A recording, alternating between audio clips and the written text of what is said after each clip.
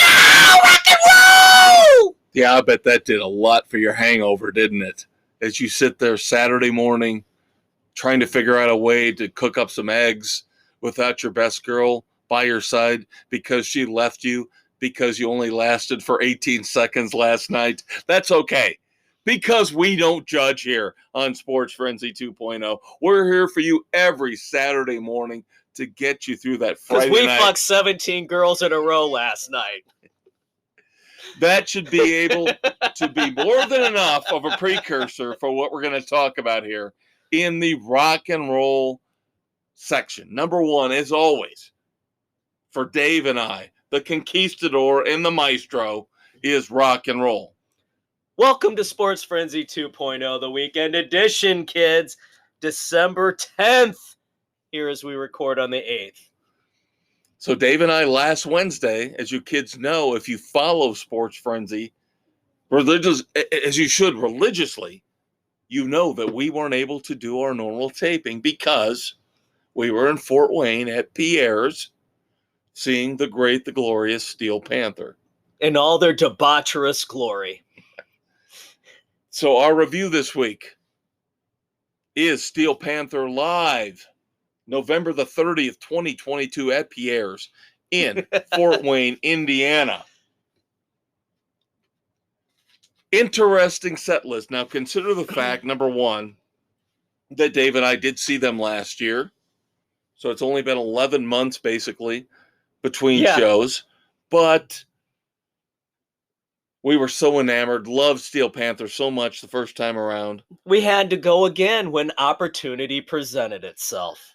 A little bit of a different show in terms of more covers. Yes, a lot more covers. They have a great stage presence and banter amongst themselves. Well, they're almost a combination rock comedy act. Yeah. They're very close. They're very close to that Spinal like Tenacious Tap, D. Tenacious D. Yep. Yeah. But now, the first time Dave and I saw them was last year in 2021. And it was all original songs. We heard all of their original songs. They didn't have any new material out at the time. So it was basically their greatest hits. Which was great for our first show. Awesome show. Fantastic. Yeah, we saw them at the Egyptian Room down at the Murat in Indianapolis. Now this time, as I mentioned, Fort Wayne at Pierre's, which has become our new favorite hangout. Nice little small venue. Yep. Now this time we got burned a little bit. Yeah. In terms of, we usually like to be on the left side of the stage. Yeah. And it's worked out a couple times in the past with Mammoth and Dirty Honey and with Tom Kiefer and LA Guns. Yeah. But this time, not so much. Not so good because we missed a lot of female upper body. 17 girls in a row. Yeah. We should have been more for a front on for that one. Yep. Now, of course. But the two in front of us were worth standing there. Yeah. They one was especially very intriguing, very easy on the eyes. But I still wonder if they were plants. One never knows. One especially. Yeah. You still think that Raven, the one I think she that was Michael a plant. Steele sang to for a couple songs, was a plant.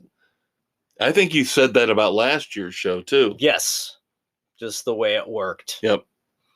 Now, this year's show, in the cover tunes, they went Judas Priest for 2 songs. Yes. They played Breaking the Law and You've Got Another Thing Coming. Yep. Showcasing Satchmo's guitar skills. And they brought in a guest guitarist. Right. One of the founders of the, Grim Reaper? Grim Reaper, yes. Right. Which is very cool. And he looked like he was having a ball. Oh, he did. He was having a blast up there with them. And then the theatrics come into play because Michael Steele, the lead singer, after the Judas Priest covers, goes in the back, and Satchel starts bragging about how he can be Randy Rhoads, and starts the riff for Crazy Train. Yeah, well, that was after they did their new song, Never Too Late. To get some pussy tonight.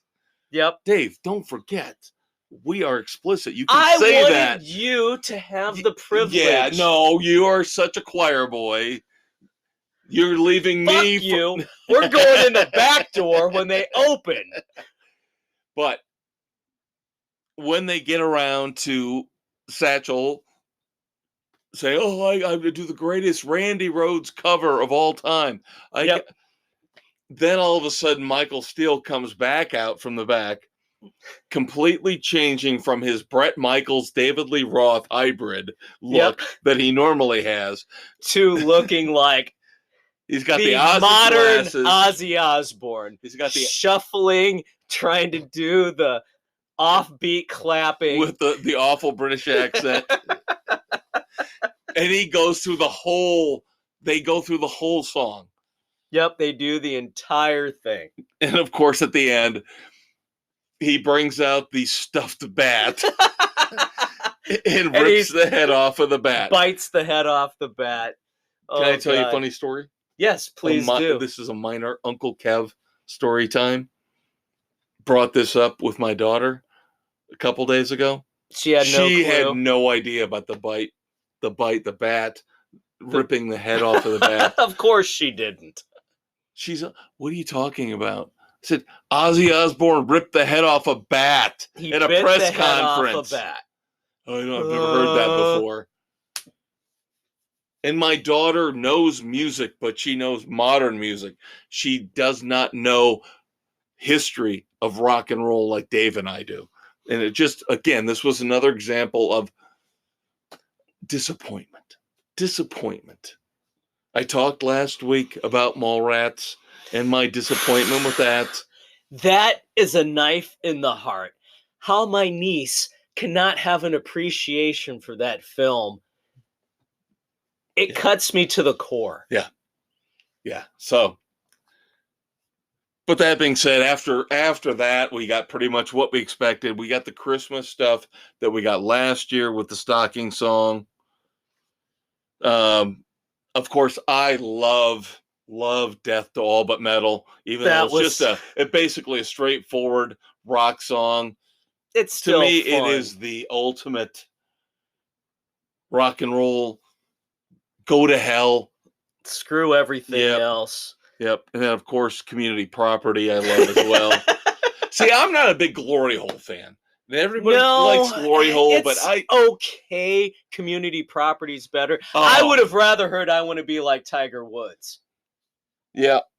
Some other shows on the just tour, like Tiger Woods. Yeah, some other tours on the show have gotten a different set list. Yeah, I wanted Tiger Woods,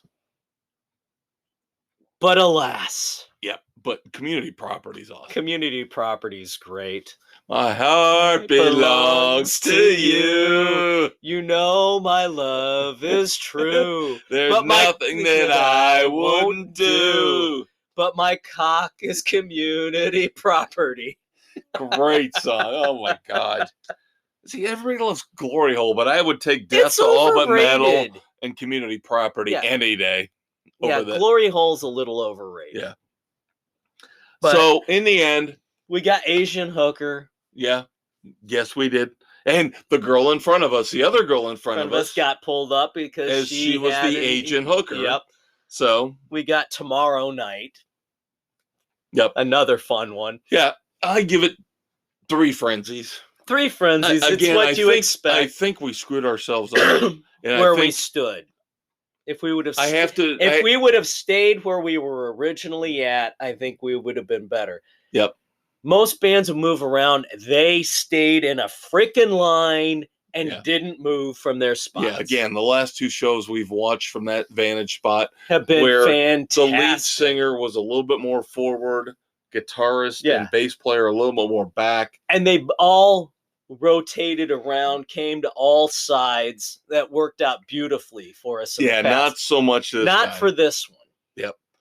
So, Our fault. Our bad. Our bad. But There's frenzies three frenzies for Steel Panther. Lots of boobies. better looking 17 girls in a row this time than last year. Twice as many up on stage as last year. Yes. I'm still intrigued by the fact that you think Raven was a plant, though. Just a thought. Throwing it out there. No. I'm not saying you're wrong. I thought the girls in front of us, the Asian hooker, and then the other one that went up for 17 girls, I thought they were both plants.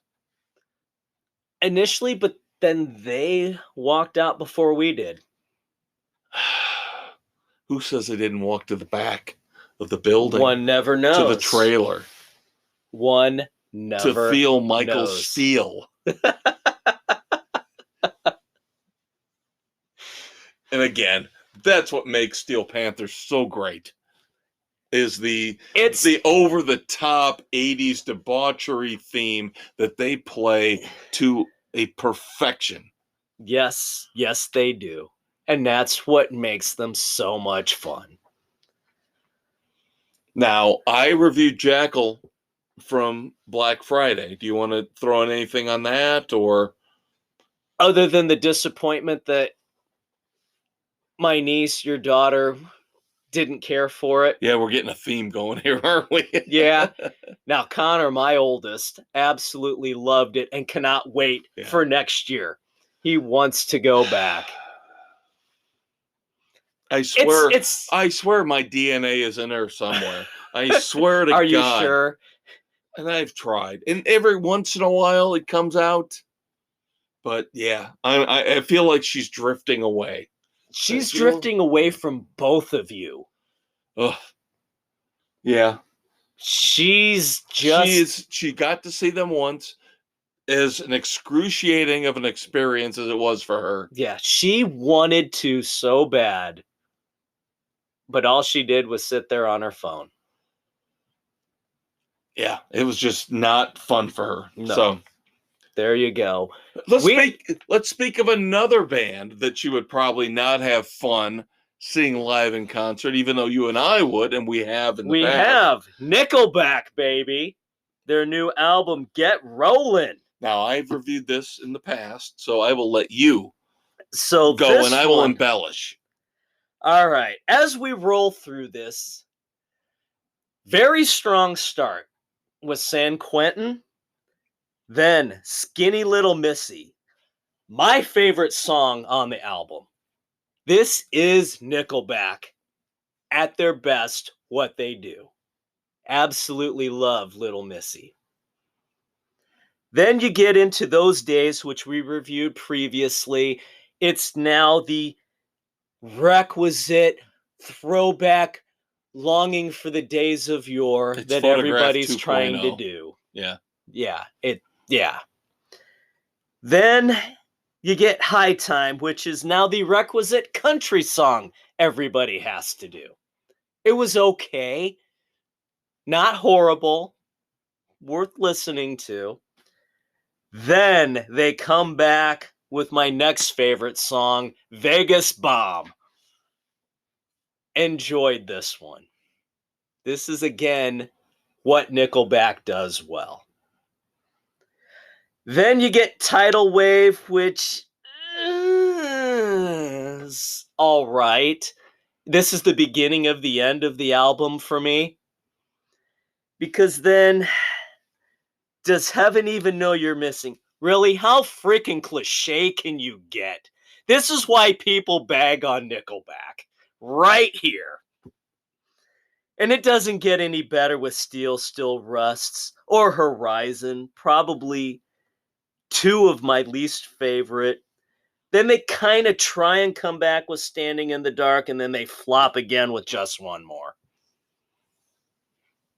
So what do you give the album? 2. Okay. It's not complete. Okay. 3 absolutely phenomenal songs with San Quentin, Skinny Little Missy, and Vegas Bomb. These Days is okay. High Time is okay. The rest, You and I are close.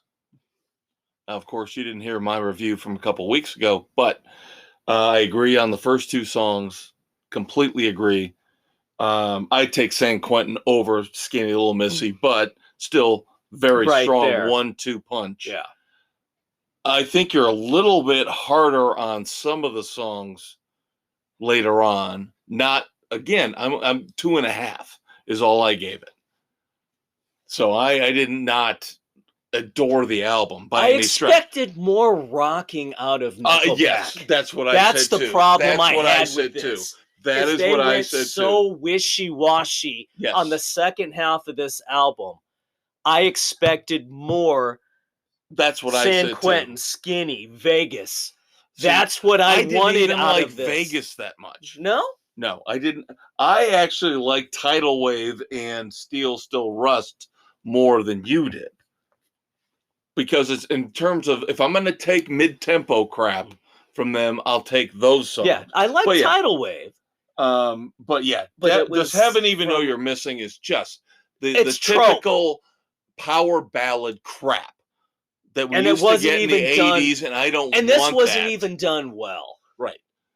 So I think we're in line for the most part, with a couple little exceptions. Yeah. Maybe I liked it a little more than you. I think I gave it, again, 2.5. Yeah, I couldn't go more because I expected more of a rock out of an album titled Get Rollin'. That was my criticism too, was the fact that this album does not rock. And I worry about them, like other rock bands of their generation now, as they get older. Are they starting to mellow? Are they starting to wear down? Are they not going to Godsmack? I was just going to say, this is a nice segue into Godsmack's song we were doing this week, You and I, which the guitar work to it, to me, I thought, oh my God, this is like Alice in Chains. It had that vibe. But then it was uber mellowish, even for that. I don't know, the more I listened to it, the more I liked it, but it still just didn't have that Godsmack let me ask you punch. this. How did you feel about this song, You and I? Again, I've reviewed this already, so everybody knows what I've already rated this.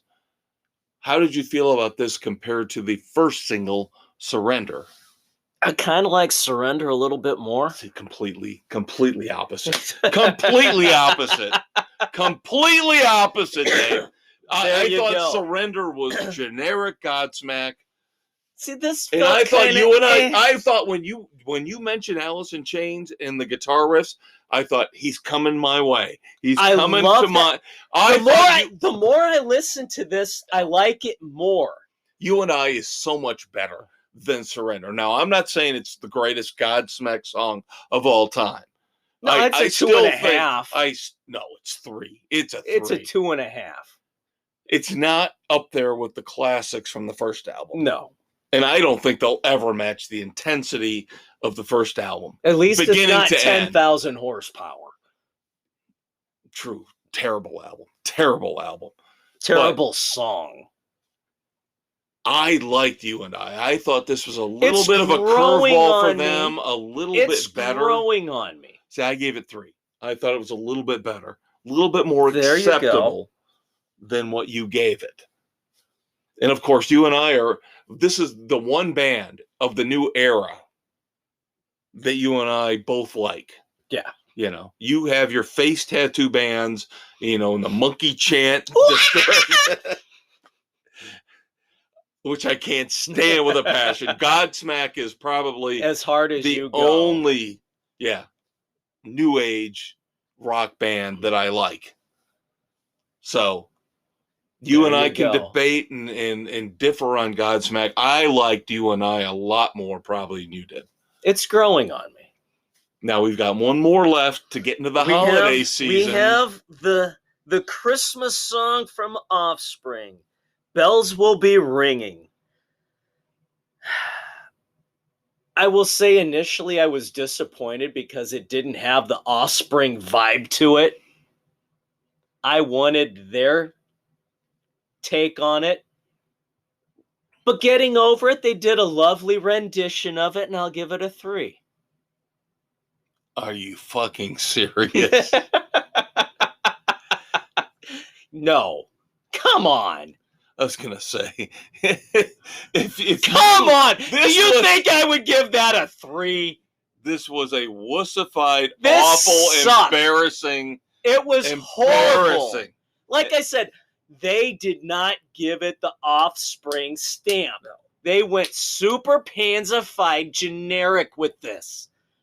Very disappointed.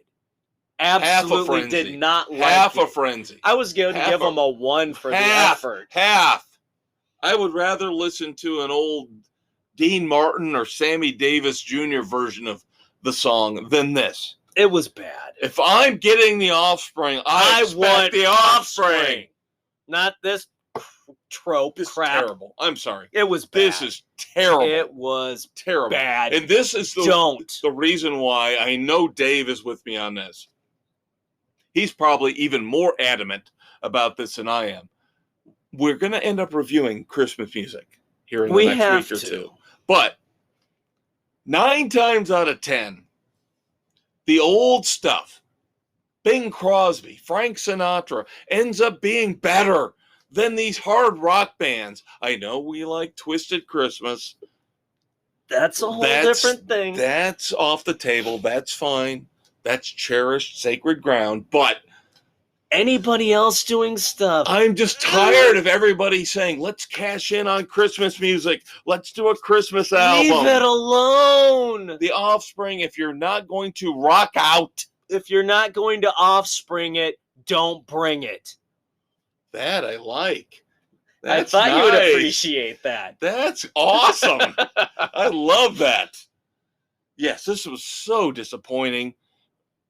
We have put the Offspring on our bucket list in terms of bands we need to see, in terms live concerts. We need One of them. the few bands that we really need to see But boy, let's Not hope their they, Christmas let's album. hope they bring their balls with them and didn't leave them at home like they did here when they went to the studio and recorded this Christmas garbage. Oof. This was painful. Did not like this at all. Stay away. Stay away. Next week, Dave and I will review the new Ugly Kid Joe album. Been out for a couple months, but how could we not review Ugly Kid Joe? The rebellion, the anger. Won't the you be angst. my funky neighbor? Yes. Rad Wings of Destiny. Love the title. Yep. So we're going to review that for you next week, as well as the Lost track from The Doors. Paris Blues. Great story behind this if you haven't heard it. Basically, this was a song that they had a master tape to. Ray Manzarek, one of the, of course, integral members of The Doors, had it at home in his tape player, the only master copy. And his son went up to the tape player and started hitting the buttons. So he basically destroyed the master tape. You've got snippets of music, and then you've got him gurgling and laughing and, doing the stuff that kids do. So that's why this song was on the shelf for so long. Oof. But they reconstructed everything. They looped, some of the instrumental parts.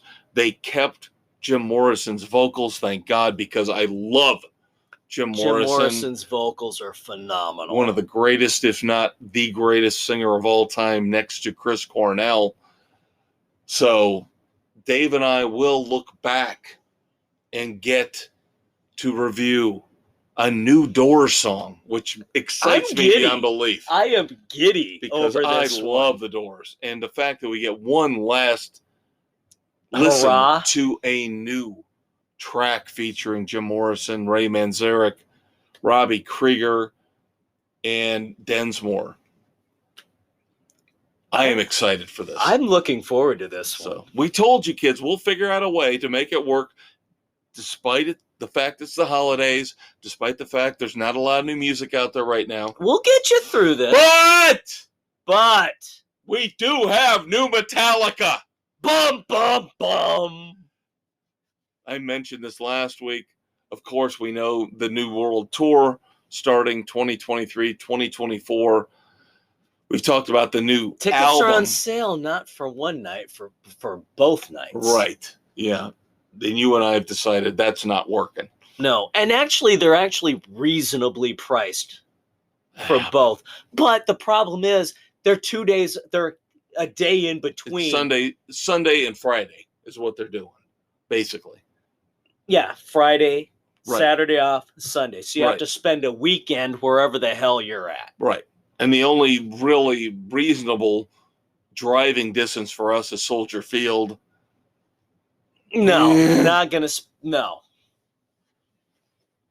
But 72 Seasons is a new album.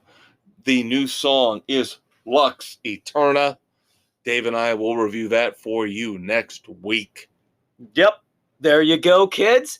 That wraps up our music segment. Stay tuned. We've got movies. Oh my God. We got a lot of movies. A lot of movies. We got a lot for you. We're covering it all, kids. Yep. Dave is backed up. He's constipated. With book reviews. He needs some kaopectate because he's got so much to catch up on. So we have got Smile. We have got Violent Night. And many, many more reviews coming for you, including one that will either break my heart or make me happy. We'll have to see. Nope. Not that one. No. There's one the more other out one. there. All right, we'll kids, get there, kids. Stay tuned. We'll be right back. Stuck in a no-win situation? Wife being held captive while your feet bleed? Take a second to decompress. Pull out your smartphone and listen to Sports Frenzy 2.0 on Spotify, Anchor, Google, Radio Public, Pocket Cast, Breaker, Apple, Overcast, and Castbox. And don't forget to check out their Facebook page. The Maestro and the Conquistador will take your mind off your dire predicament and give you the best non-PC sports commentary you'll find anywhere. And once you compose your exit strategy and take down some German terrorists, you'll want to yell, Yippee-ki-yay, Sports Frenzy 2.0! Let's all go to the lobby. Let's all go to the lobby where the good and plenties and the snowcaps are mating and making goobers. It's movie time on Sports Frenzy 2.0. I'm the Conquistador Dave Height. I'm the Maestro Kevin Crane. And here in segment 2, dropping on December 10th as we record on the 8th on Spotify, Anchor, Google, Radio Public, Pocket Cast, Amazon, Audible, Apple, Overcast, Castbox, and Stitcher! It's catch-up time for me since I missed the last couple. You have got a lot of movies to talk about. I've got a few here. One big review that I am waiting for. I will give that to you since it's the oldest movie in my viewing of this point. All right, you don't want to save it for later. Okay. No, I will save last night's family movie night of the new movie. Okay. I'm cool with that. So, let's hit my review of the Brad Pitt movie Bullet Train. Boy, I'm really, really tense about this. You guys know I've already given you my review of this a couple months ago and how much I love this movie. This was not fully what I expected. Oh! It exceeded my expectations. Yes! I watched it a couple nights ago, or Sunday night with my youngest, Nick. No, Monday night. Just Nick? Connor didn't watch it? He was in bed already. Oh, come on! But wait for it. Connor watched it Tuesday Okay. after we told him Okay. about it. Nick gave him the full up, and so Connor watched it. Okay. So Nick and I start watching this. We're dying laughing right off the bat with Tangerine and Lemon. Love the twins. They are phenomenal. Oh my God, this was such a fun ride. It All is the intricate. It is well written. Twisted it is characters, the way it all dives together. Ladybug, Brad Pitt. I keep waiting for him to go, I'm not even supposed to be here today. Because he's filling in for another operative who got sick. Comes in later. I'm not going to spoil the cameo for you. Yep. There are a couple of great cameos in this, by the way. It's not a sex thing, is it?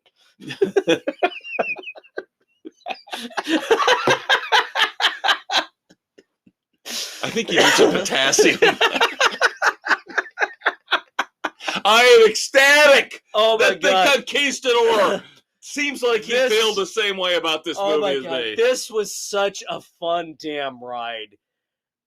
You loved the characters in this one. The ones you were supposed to. Right.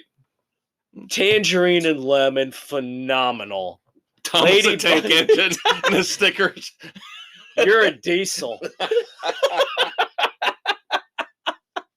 Guys, you got to go out and watch this movie. This is so much damn fun. The pacing is fantastic. The action sequences are so over the top. They're hysterical. They're great. It's a 4. It's an absolute 4. Yes! This is such a fun. It's got everything you could want. It's comedy. It's action. It's drama. It's revenge. The special effects are incredible. Water bottles being integral parts of the plot. I mean, the snake. Oh, Jesus Christ. Everything. The snake. Where the briefcase is placed. When it's placed there. It's like the Oriental rug. It brings the movie together. We're going to end up doing, probably in January, our best of for 2022. And I'm already saying, unless something phenomenal happens in the last 2 weeks, this is my number one be-all, end-all movie of 2022 is Bullet Train. Oh, Dave's hesitating.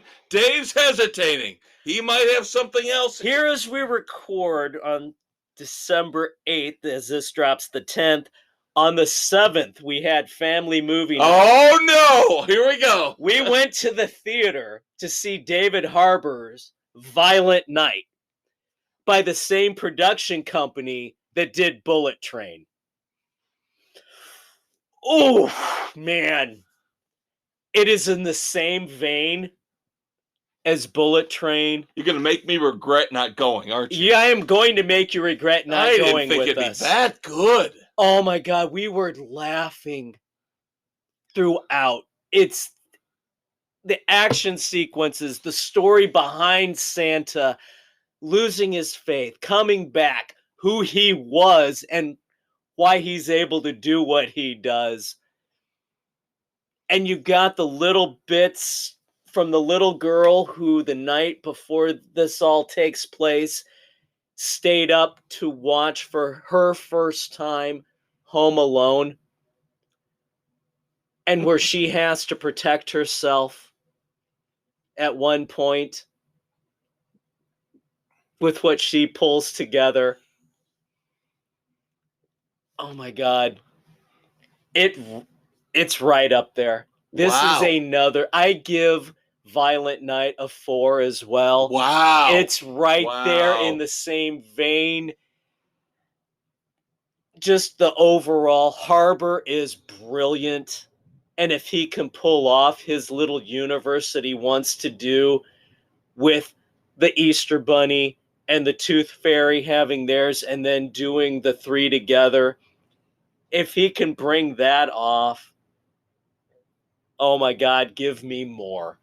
Wow. Okay. I figured it might end up being a good movie, but I did not realize. My mom thoroughly enjoyed this. Oh, your mom went too? She went with us and loved it. I had an invite, kid. Dave was more than generous. His son invited me, and I backed off on it. Said, "Nah, I'll just watch it when it hits Universal, when it hits Peacock." Wow, I did not think it would be this good. It was good. John Leguizamo is the bad guy, leading his cast of miscreants. Plays it very well. Very cool. They have their code names. Krampus is a twisted bastard who adds that evil flair. He's the jolly, let's see what we have. What presents? Let's open them now because you might not get to open them in the morning. Very cool. Oh, man. It was a fun ride. And we complain all throughout the year. This is on me.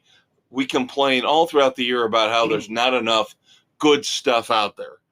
Now, we have actually, the last 4 months of the year, gotten to see some really good stuff. We have. We got to see Clerks 3, now Bullet Train, and you guys got to see Violent Night. Is now going to be one of our required holiday viewings every year, along with Christmas Vacation and Die Hard.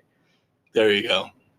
And there are allusions to different things throughout that are brilliant, well placed.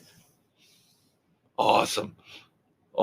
It was fun. I don't know if you'll like it as much as we did.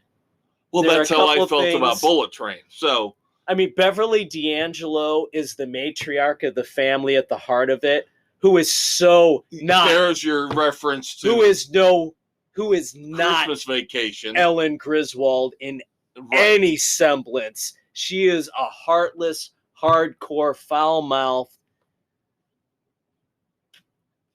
manipulative mother. I am more than willing to watch this. Maybe I won't. I don't know. I am very, very, very particular in giving out 4 frenzies. Very, very hard to get 4 frenzies. Now, I gave Bullet Train 4. I am so happy that you guys love Bullet Train. And coming off Bullet Train into this, they kind of have that So did the boys like it as much? Oh, I think they liked Violent Night more than I did. What about Bullet Train? They abso-freaking-lutely loved Bullet Train. Okay. They were on board with both of them. And my wife and my mom are ready to watch Bullet Train. I do not like recommending things unless I am 95% certain that the person I'm recommending said movie or TV show to will like it. I do not like doing that. So I've been waiting for Bullet Train. Bullet Train it exceeded my expectations. That's like with Yellowstone. Because I'm not pushing Yellowstone on you because that's not a given. You might not like Yellowstone. I've seen the first episode. Right. That's all I've been able to get through. But Bullet Train, I was like, oh my God. Am I the only person in this world that thinks this is the greatest fucking movie of 2022? And I told you, a friend of mine told me independently the same thing. And I said, I got to tell Dave. I've got to tell Dave to watch it. It was phenomenal. And now I've got to watch Violent Night. Now you got to get to Violent Night. Yes. So we have given you here in the last month of the year 2 of the greatest, if not the 2 greatest movies of the year. Hands down. Bullet Train is so good. Oh, God. I'm going to sign up for Netflix just to watch it again. Oh, I will watch it a couple more times. It's one of those that you have got. You feel like you miss things. Yes. Because it moves so quickly. It does. I need to see it again because I'm sure I missed half the stuff just from the accents from Tangerine and Lemon. Yeah. And the thing is, you and I agree. And I love you because this makes my day, makes my week. It's not getting high reviews. It's getting decent reviews. I'm like, what? I want to talk to the people that watched this movie and did not like it and ask them, what the hell is wrong with you? What mental defect do you have that you did not like this movie? What, because it's not by Nicholas Sparks? That's the only thing I can come up with. You want The Notebook? Because otherwise, if you're a guy, you have no testosterone left. It's all gone. You need to talk to Frank Thomas and get some of that testosterone, the eugenics stuff. You had him and Doug Flutie and Andy Van Slyke take, because you got a problem there, buddy. If you don't like, in the women, come on. It's got Brad Pitt. It's got Sandra Bullock. Come on. The chemistry. I don't understand how anybody could not watch Bullet Train and not love it. And from what I'm phenomenal. From what I'm taking away from you, same thing with Violent Night. Violent Night. Is it wrong to laugh at the death and the violence of the deaths, the way the choreography is and how it's done? No. If it's done well, who cares? And it's you funny, know if it's what creative, it is. The whole vibe to it is, it's a farce, which is what it's supposed to be. Did we not just recently, within the last month or two, oh my God, we laughed during Nobody. Review Halloween Ends with its bland and its boring plot, and it's, Michael Myers sticking a knife in somebody again.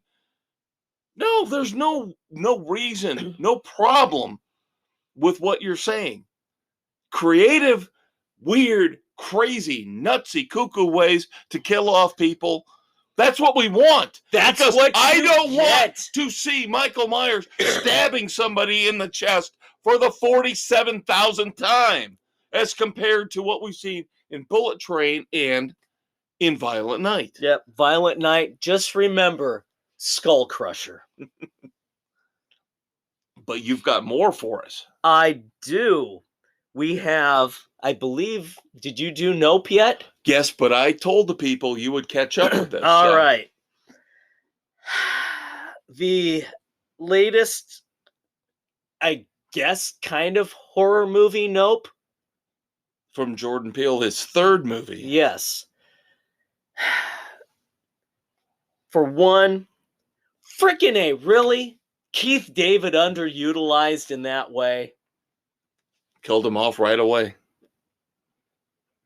Sad. Very creative way to kill him off. Very creative way. Yeah. So this is one I really kind of like the way it started. I like the overall story and the pacing, except for what the fuck were they doing with the whole Gordy storyline? That had abso-freaking-lutely nothing to do with anything. I agree. That's what my criticism was as well, is that was actually a more interesting story. I would have rather have seen that and what developed and why. But, yeah, number one, what did it have to do with the main story? It had nothing to do with the main story. Yeah. Zip, zero, zilch. You start off with it, and like, what? Okay, and then you get into the main part. You feel like you're watching two different movies, except for the one character who ties them together. And it doesn't even do that well. But yeah, there's no cohesion to that part of it. There's no reason for it. Right. So there's a strike. And the special effects at the end were awful. Oh my God. All I could think of with the final reveal was, it's the fucking mechanical spider from Wild Wild West.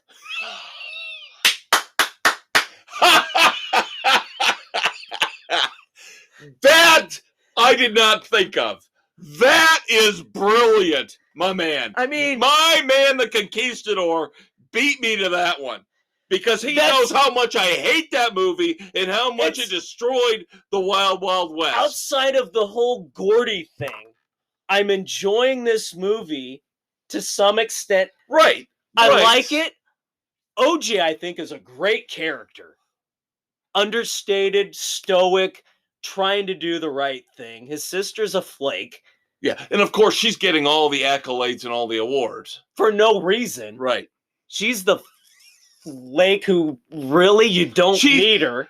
Again, going back to my review, I did the same thing. Daniel Kaluuya, the brother, very, very monotone, very, very calm. And the sister goes off the rails. She's a high wire nut job. Yeah. Yet she's getting all the accolades and all the attention. And he's the one who carried the movie. Right.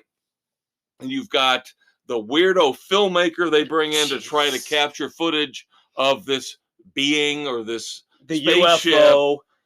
You've got the kid from the Best Buy, quote unquote, knockoff store. Yeah. Trying to help them set up the cameras and everything. Because he's got a thing for her. Right. Up until you saw what it was, I'm like, really? That's so freaking lame. Now, the way they took it, the way it was taken out, I thought was well done. Doing the whole boom. Yeah. It was creative. Yeah. But it was the build up to it was really, that's what you're giving us. Yeah. Yep. I completely agree. Completely agree. There was so much that could have been. We're not trying to spoil things for you. No. Kids, so it could have been a great movie. Better than his first by far. Right. Now, did you see the second one? I did not. Us was a little bit better, but that was a more personal, creepy, more of a horror movie. This was like a sci-fi. This tried to be that M. Night Shyamalan type thing. Yes. Yes. But if you would have taken out the Gordy parts, and if you would have had a better freaking thing at the end. Yeah. Something that you actually put some money into. Yeah. Instead of a hot half-assed parachute. Yeah, sorry. I know Dave and I are trying not to spoil things, but we should, in this instance, probably break the fourth reviewer wall to say it's just lame terrible. Ass as hell. It's a terrible, awful reveal at the end for what you've been scared of supposedly for an hour and a half. Yeah. It had and the whole thing with the boxes. What the boxes fuck was that? Stupid as hell. Beyond the fact that the creature looked like a hot air balloon that kind of got shredded into a parachute that you might. It was almost. What was the boxes? It was almost, the mouth was the boxes, and I was like, "Oh my god, what is Jordan Peele thinking with this? What kind of shrooms did he take on that?" I didn't. The lead up was decent. The lead up was good. It could have been a really solid movie. Right. But there was so much that you're like, what the hell are you doing? There was a lot of pretentiousness here. Yeah, This was a lot of Jordan Peele saying, now I'm a big shot. I can do what I want, and you've got to tolerate it because I am a big shot black movie director, and I'm going to have carte blanche for the next 20 years, and Hollywood's not going to say dick to me about it. As much as the main storyline, as good as it was, as well as I liked OJ, there was enough of this goofy, stupid, pretentious crap that I can only give it 1.5. I gave it 2 when I reviewed it. I not much more than you. Yeah, I gave it 2. But it had potential he got to ahead be so of much better. Peele effed it up. Yeah. Again, I think it's because now he's gotten too big for his britches. He has gotten too egotistical and thinking, well, I'm the glory boy now in Hollywood. He's become Tarantino. Exactly. He is the new Tarantino. That's a great way to look at it. Because everybody knows I hated Get Out. I thought that was a racist piece of garbage. Now, the second one, Us, was better, a little more terrifying, a little more creepy, but still not great. I think I gave that one way back in the day 2.5. So he has never really blown me away with any of his movies. No. But I can see the potential there. He's got the potential. He's got the creativity. Stick with a main plot line, follow it through, and finish it off well. This just failed in having a great plot line all the way through, and it failed with the conclusion. Agreed. Very, very, very close in our reviews on this one. So I have got a review of a horror movie that's even worse. Paramount Plus. Of course, this movie was in the theaters recently. This movie was originally, from what I've read, supposed to be on Paramount Plus straight to the streaming service, but Paramount said, no, let's try with the fact that nobody's putting out new movies now. Idiots. Let's put this movie out in the theaters, and it made $105 million, a blasphemy when you consider the fact that that's how much the awesome Bullet Train made. Smile. This I was actually looking at. Don't you dare ever think about subjecting 2 hours of your life to this, David. Wow. Don't do this. Wow. I'm tired of this. I'll tell you what I'm tired of. I am tired of the fact that our society is obsessed with horror movies. And I am too. I will watch a horror movie. I love a good horror movie. Right, but here's the few and far between anymore. You just used the word that doesn't apply. Good. I would say right now, 80% of the horror movies that are out there are crap. 80 to 85% are crap.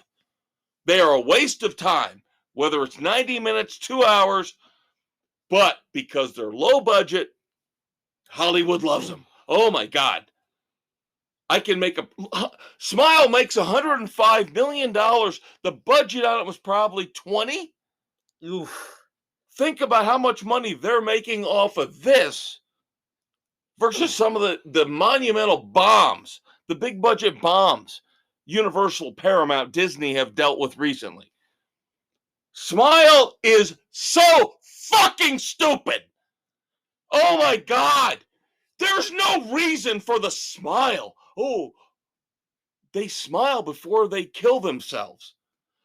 There's no plot purpose to it. There is nothing where they go, well, the reason why people smile before they die is this. No, it's just a random thing. It's just a random thing that these people smile before they kill themselves. Now, they try to pull the Final Destination crap and try to say, well, you have to break the chain. And anybody who's watched the awesome, fantastic Final Destination series knows what I'm talking about. You have to break the chain. But that'll still come back to bite you in the ass. But Smile, it comes off so random and so stupid. And the lead character, she tries her best. The actress, I don't have her name written down because I don't want her to be associated with this piece of garbage. She tries her best to act like she's losing her mind because she gets infected with this virus or whatever it is. Basically what it is the person kills himself in front of you, you get it, then within 4 to 7 days, you're going to kill yourself in front of somebody and pass this along to somebody else. For the love of God, how fucking stupid of a plot is that? Yeah, and then they say, well, what you got to do is bring a third person in. No. And if you kill you kill the victim in front of you, you get away with it. You get sent to prison for murder, but at least you don't kill yourself. And then the curse goes on to the third person in the room. That's stupid. That's the fucking plot of this movie. That is so damn dumb and lame. I was so angry watching this movie. Like, this is it? This is all I get? What moron in Hollywood greenlit They made this? money off of this, though, Dave. What moron greenlit it to begin with? Again, Who thought somebody this smarter was than good? us, because people went out to see it. Because there was nothing else to watch. I give this 1/2 of a frenzy. 1/2. Oof. I will keep it away from the dreaded 0 frenzies again, because I thought the lead actress did her best to try to convince us she was out of her mind while she's trying to tell everybody else around her what's going on. But otherwise, badly written, terribly written, no good ending whatsoever. Of course, it's an open-ended ending, so they've So you're left gonna it. have Smile too. Right. Stay away from Smile, please, for the love of God. It's awful. Don't watch this piece of garbage. And there we go. Now, movies coming up. Trailers. Guardians of the Galaxy Volume 3. Oof. The last James Gunn for Marvel. Yep. This looks like it could be the darkest of them all. Yep. It's Hearing got a lot that about feeling. Rocket Raccoon and how he's the focal point of this one. It's not going to be good, kids. And they have said this is the last time you will see this configuration of the Guardians. Which means it's going to be Disney-fied, which means it's going to be screwed up from here on out. So yeah, I think this is the last true Marvel, as good you know Marvel movie we're going to see for a long time. So I like the trailer. Looks good. It looks good. It looks dark. Let's see where they go. What about Indiana Jones and the Dial of Destiny? This looks intriguing. It looks like it could be good, but then again, we all thought that about Crystal Skull too. And him hiding in a fridge during an atomic bomb blast. Yeah. This one, I will wait until I see it. I won't go to the theater for it. I don't have a wait lot for of the faith streaming. in this one. I don't. No. I just don't have a lot. Like you said, we got burned on Crystal Skull. I am not going to give any kind of faith, money, or time to the Dial of Destiny. I will wait for it to hit streaming. Right. Unless I hear a ton of people come back and say it was phenomenal. And we'll wait for those. Yep. Dave's got a book review coming up. We've got some TV and streaming, some wrap-ups to come with all of our entertainment news, kids. We will be right back. When your day of dealing with international intrigue is over and you've settled down in your Aston Martin, call up Sports Frenzy 2.0 on your phone or smart car stereo. Every Thursday, Kev Dave will take your mind off the megalomaniac who just had a laser pointed at your genitals with the best sports criticism around. And don't forget to listen to the Weekend Edition every Saturday so you can plan out your entertainment options with the femme fatale of your choice. Grab a martini, shaken, not stirred, and check out Frenzy, Sports Frenzy 2.0. All right, kids, welcome back to the weekend edition of Sports Frenzy 2.0. I am the maestro, Kevin Crane. I'm the conquistador, Dave Height. Taping here on the 8th of December, 2022. This will hit, as always, your hangover cure Saturday morning, December the 10th. And by this time, you should be feeling a little bit better. We have given you not one, but 4 Frenzy movies to watch. So come on. How much more do we have to give? Well, a little bit more. We got more. Wait for it. Going to wrap up movie news here. A couple little tidbits. Dave and I, of course, were talking in the last segment about Guardians of the Galaxy Volume 3, the trailer, which looks good.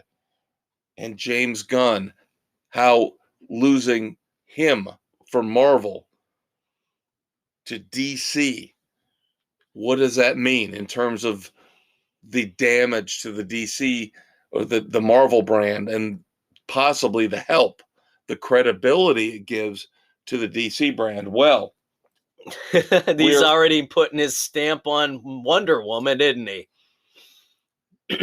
James Gunn and the higher ups now at DC have told Patty Jenkins to go blow with Wonder Woman 3. Yep. They had expected a screenplay, and by accounts, she brought them a couple of pieces of paper with notes jotted down on what she wanted to do. Really?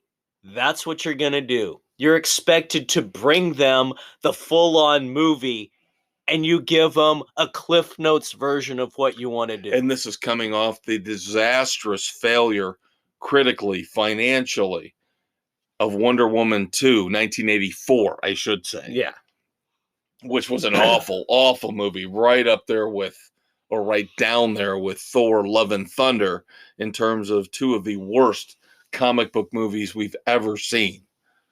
Yeah, not good, kids. Not good. James Gunn, I think, is going to be running a tight ship at DC. He's talked about how he wants to tie in the TV shows into the movie universe. Yeah. Now, the interesting thing is he's still keeping the Flash movie out there for release. So we will see how this plays out. Right now, Wonder Woman on hold. And he's also said, just because we saw Henry Cavill at the end of Black Adam does not mean he's going to be Superman, even though they already made the announcement he was coming back. So we'll see what James Gunn has in store for the DC universe. Now, I know Dave hates reviews, hates critics, hates awards, from the big, the newspapers, the big, the foreign press. The pretentious bastards that run everything. So I covered the New York film critics here a couple days ago in our bonus episode. But got to cover the National Board of Review, because are they starting to come around a little bit in terms of going with more popular things instead of the pretentious stuff? The National Board of Review gives Top Gun Maverick Film of the Year. Kind of shocking to me. You and I have both said we are not big fans of the original. It was a good movie. It was good. It wasn't great. I don't think it deserved a sequel. I'm happy. I am happy, though, that it is so popular, because with all the other garbage that's out there, how could a Top Gun sequel be any worse than Francis McDormand shitting in a bucket? Now see, I have said I am not going there anymore, but you keep bringing that up. If that's the kind of award-winning movies that they have out there, I know. If that's their gold standard, I know. You're just saying what I don't want to say anymore, but I want to say it. Steven Spielberg wins Best Director for his autobiographical movie, The Fabelmans. God, can you kiss your own ass? If he's like Marilyn Manson, he's took his ribs out and he's double jointed, he would kiss his own ass and suck his own dick. Pretty Seriously. much. The guy is Steven a pretentious Spielberg. I know bastard. we were talking about Bullet and his remake, his reboot of Bullet, and how when it looks he like does it could be things, well, they are phenomenal. But oh my God. But when he craps the bed, he craps the bed. Come on. Does anything scream Hollywood pretentiousness more than I'm going to do my own autobiography? That's pathetic. National Board of Review gives him Best Director. Now, the one that I mentioned with the New York film critics, coming on HBO Max next week, which I think we should review 2 weeks down the road. because now he has won Best Actor for both the New York Film Critics and the National Board of Review. And I think he's a very underrated actor. Colin Farrell. I like Colin for Farrell. the Banshees of Inisherin. Him and Brendan Gleeson playing old friends. I like Brendan Gleeson. Yes, having a spat. I guess an old relationship, an old friendship tearing apart. Interesting. Colin Farrell now has gotten both awards. Really? Early on for Best Actor. So I like Farrell and I like Gleeson, so this could be something we need to do. Yep. Couple weeks down the road, perhaps. Perhaps. Moving on to TV and streaming. News only, and then we'll move on to books. And then we'll talk of Titans. I wanted to save this for you because, of course, you read 47 books a month. Don't read 40. I might have gotten 47 this year. Amazon has announced that they are going to do a series based on David Baldacci, but which character? That's where Will Robbie? No. The Memory Man? No. Atlee Pine. Okay, as she's looking for her sister. Amazon is doing a series based on David Baldacci's Atlee Pine. That could be well done. So I figured I'm intrigued bounce that off of you. The storyline behind it is really good. As a young child, Atlee and her sister. Now, number one, sorry, have you read the book? I have read the book. Of course you have, because you read 97 books a month. That's where I'm going with. Atlee and her sister are woken up in the middle of the night by somebody climbing in who does eeny, meeny, miny, mo, cracks Atlee across the head to kill her and kidnaps her sister. She survives, grows up as her parents split eventually. She joins the FBI with the sole focus of trying to find her sister. And through the course of the books, learns her parents aren't who she thought they were. There's a whole hell of a lot going on behind the scenes. And then ultimately finding out where her sister was, the ordeals she went through, and then finally finding her. Very intriguing. Well-paced. I've enjoyed them. A strong female character, well written. Which we have talked about. Again, female characters, African American, Asian American, queer, gay, just new characters who are interesting. Yeah, that's all we're asking for. Just don't take established characters and change them to suit your narrative. Yep. No, it's an original character, original storyline. It's focused on what she wants to do. Yes, she's an FBI agent doing her cases, but she also works her sister's case as well to come to the resolution.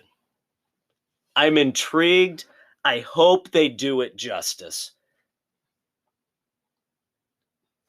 One final kind of TV and book tie-in, and then we'll get on to our book reviews. This one makes me very happy. This one makes me very, very, very happy. Sony and Gordon Smith, who is one of the producers of Better Call Saul,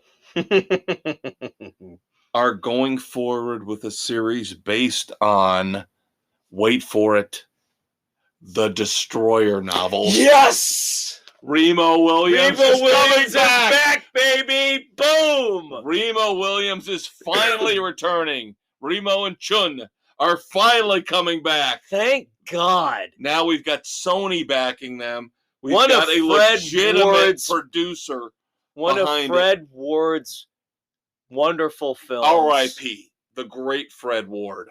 Loved him as Remo Williams. Oh my God. Joel Grey as Chun. Oh, I'm so giddy over this. That was the reason I was looking at one of my massive walls of movies, was because I have to pull out Remo Williams' The Adventure Begins and watch that, because I heard this news today. And I've already ordered the last Remo Williams book. I'm going to get started again reading the Destroyer novels. Oh my God. Just like the old Executioner novels, Don Pendleton. That was my Those two series. Murphy and Sapir with the Destroyer, and Don Pendleton with the Executioner. Mac Bolan, baby. When we wanted a fix of adventure and action outside of comic books, when we were kids, when we were teenagers. Fifth grade, I started reading Pendleton. We read The Executioner and The Destroyer. That's what I still have about 10 or 12 old Destroyer novels buried in my closet. I used to have, I've since gotten rid of them over the years. I had the entire not the entire, but I had the Executioner series from 1 through 165. Plus all the bonus stuff through that point. I'm getting a little roused right now, dude. I'm telling you, that's awesome. That is awesome. Those were the books again that we went to. Why have they never done an Executioner movie?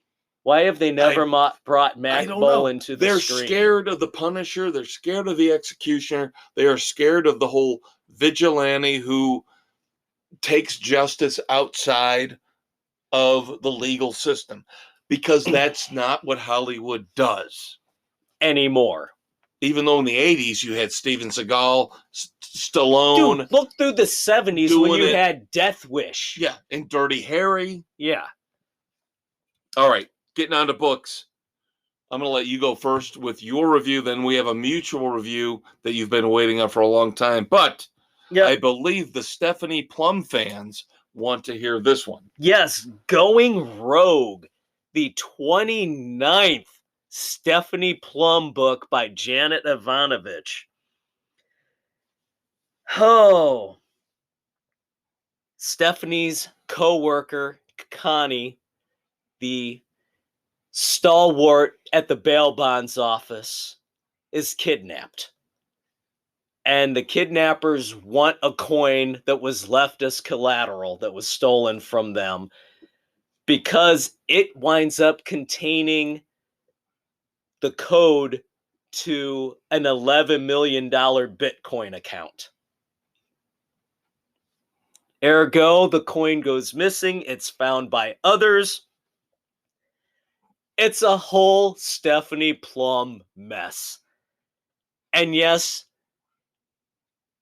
she loses a car in grand fashion from a bomb maker. Grandma Bella wrecks a Ranger Porsche, as only Ivanovich can write it. It's comedy, it's drama, it's action, everything you expect. Going Rogue is one of the better books in the last few, so I will give this one a solid 3.5 for an Ivanovich book. Wow. I mean, it's a fun ride. Stephanie's coming into her own. She's accepting of who she is and what she does. 3.5. It was a good ride. It was a quick read. Hey, and Jen back. And my mom have read it, and they both agreed that it was one of the best ones we've had in some time. Going back, 20 years. They're fluff pieces. Right. But for what they are, this is one of the better ones going on. Going back 20 years to when I lived in Florida, one of the people I worked with swore by these novels, the early ones. She said these are the funniest Oh God, it's greatest still novels in the hysterical. world. She was waiting, at the local Walden Books to buy the next These Stephanie Plum. are laugh out loud. So As things come up, you can't help but laugh out loud and chuckle. The absurdity of what goes on and how it makes sense in its own twisted little way. very cool. Very, very cool. But I got through a book. Woo-hoo! I did. As Dave reads 114 a month, I got through one. And of course, he read this one because Like he and 3 I months read ago. basically the same thing. Yes, we get it. Maybe it was 2 months. I don't remember. The latest, John Sanford, Righteous Prey. It's a Lucas Davenport and Virgil Flowers. Yep, it's a combo. Another combo with these two. Yep, following up Ocean Prey. Ocean Prey, yes. Yes, so right now he's doing the combo so that he can set up Letty Davenport in her series. I am liking what he's doing here with Davenport and Flowers. Now, I dropped off the Prey series about 6-7 years ago.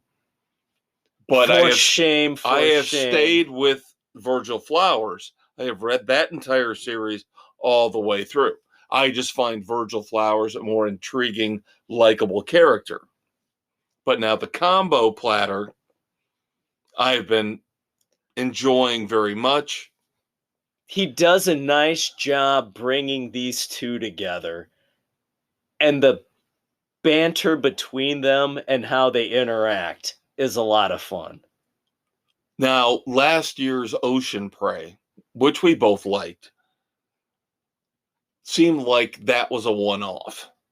This one seems more like it fits in the Prey series in terms of its tone, its style. You've got a group of serial killers called the Five who are Bitcoin billionaires. Killing off who they consider to be scumbags. The assholes of society. Right. And Lucas and Virgil are tasked with tracking this group of maniacs down. The group of maniacs end up to a point feeding off themselves, killing off themselves. But their paranoia comes into play. But I loved Sanford's detail when it comes to all of the Five and their leader who's outside the group. Yep. He does a great job balancing the story of the villains and the story of the heroes. Right. Now, I will say this. I wasn't as enamored as you were with the banter between Lucas and Virgil. It was fine. But I think I liked the interplay between the villains more and how you don't know, you're reading and you don't know whether they can trust each other. Some end up being validated in their trust. Some others don't. Not. That gives us an open ending where we might end up having one or two back. Yes, we might end up having a sequel in a way to Righteous Prey, because while one of the main threats or a bunch of the main threats are gone, there's still a few hanging out there. Two that remain. Yep. And they're having a jolly good time together. Yes, they are. Two psychopaths banging without remorse. But, Virgil now with his aspiring writing, and Lucas being Lucas. Being a self-made man with his financial backing that he created on his own, with still finding ways to be bitter with fellow agents about hockey stuff. And this was and very the suckitude enjoyable. of the Beatles. Yes, and the C+ given to the Rock and Roll Hall of Fame as a tourist attraction. Which we both agreed with. Yes, absolutely. Absolutely. Very overrated. Very overrated.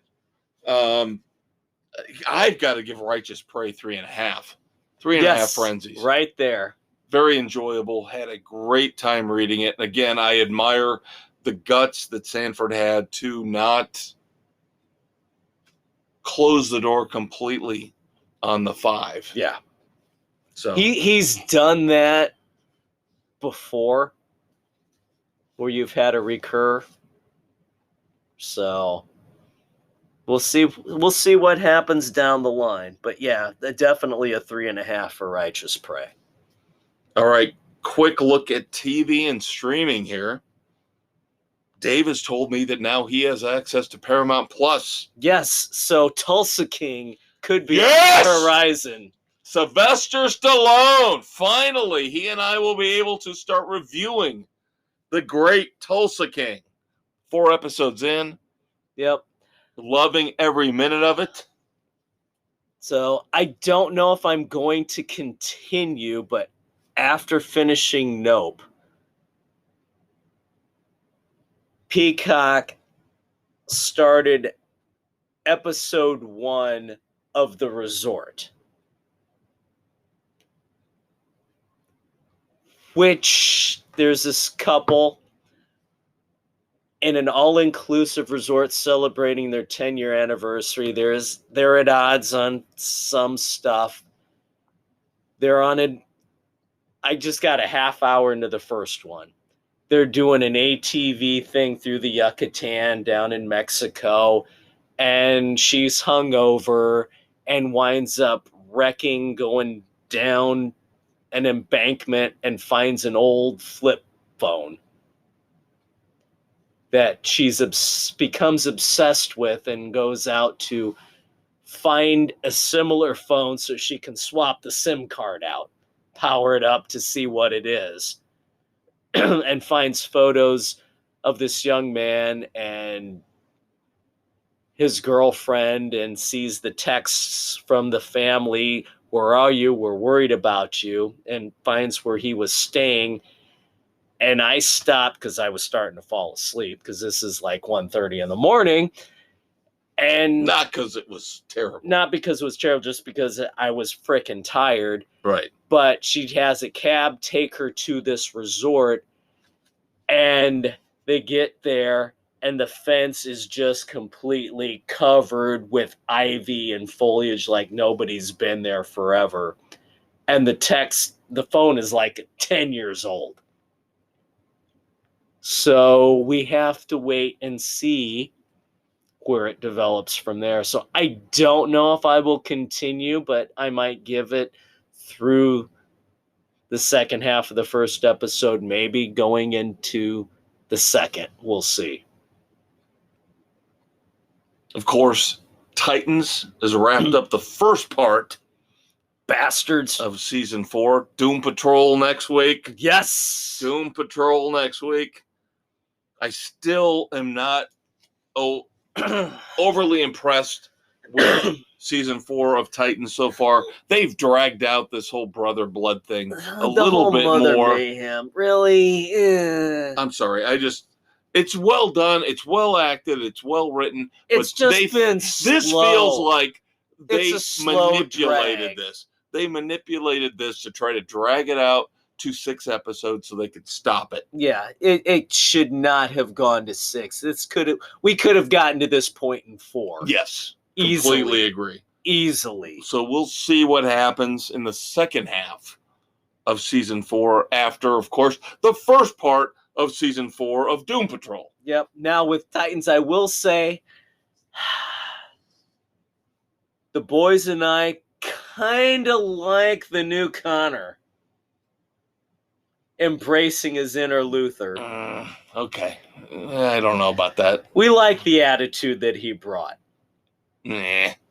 I don't know. This is one of the few times where I'll side with Superman or Superboy and say I want the traditional Superboy. Traditional true blue, yes, virtuous character.